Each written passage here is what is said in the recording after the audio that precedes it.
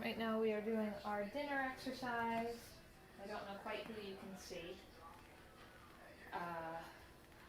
The one whose initials are SW already ate. I will not call her name because she goes back into her crate afterwards to be calm.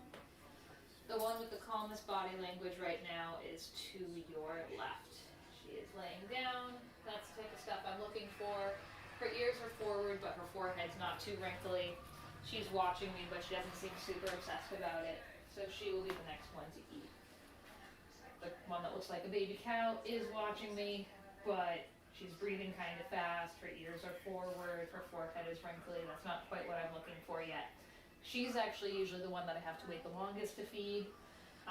This is just one of the exercises I do for meals. But very much I choose my selection based off of who is nice and calm when I'm doing my exercises. This is really just a change of pace because most of the time I have everyone wait in place during their meals, and then I call each off individually for exercises. Right now this is just a change because we are working on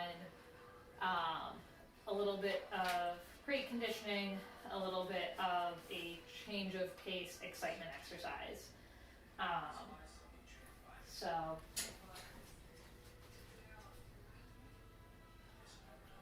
So you saw that. So she started to stand up. Not what I'm looking for. She can kind of stand up when I tell her that she's able to come out. Also, excuse Quantico on in the background. I don't know where the remote is, so I've been binging it. So looking around. I have no personal rush when I do this.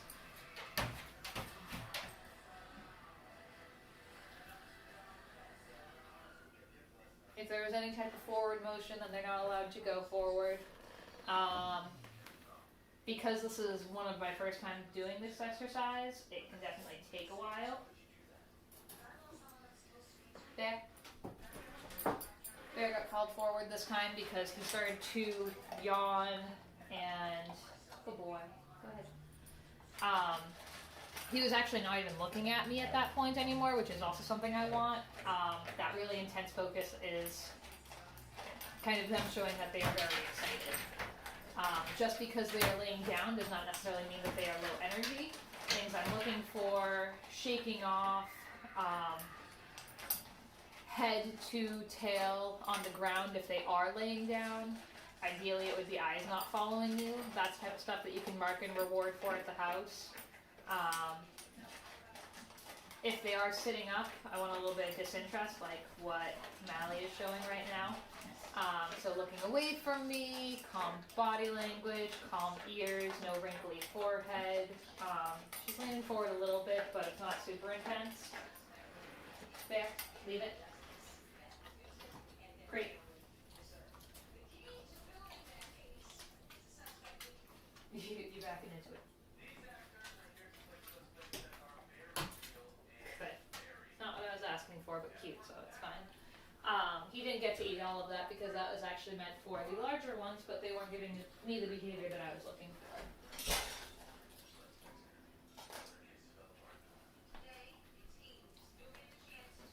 This exercise will obviously be different for you because you just have one, but you can do a similar concept. You have the food ready, and you could wait for half an hour for him to give you the behavior that you want.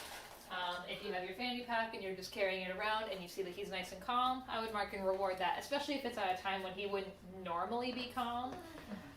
So like if you were cooking in the kitchen and usually he kind of hovers, but this time you caught him sleeping underneath the table or something, mark and reward for that. Because I do know that he has a tendency to be calm in the house, but we want to kind of expand that repertoire. Still do exercises with him. You can reward for calm.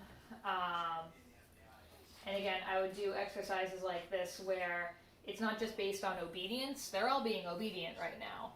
But it's also based on that extra step of them showing that calm body language. Because like you said, he can be vibrating while he's sitting or laying down. And that's definitely not what we want, especially for him, because it feeds into his reactivity a lot.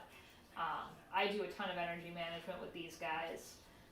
But we've been able to build it up. Like, we can have everyone playing outside at the same time, and we don't end up having any issues now because they are used to that energy management.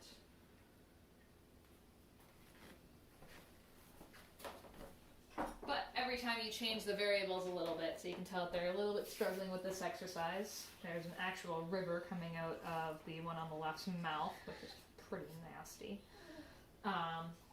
Every time you change the variables, it's a little bit more difficult for them. So I'll sign off for now because it would just be a very long and boring video.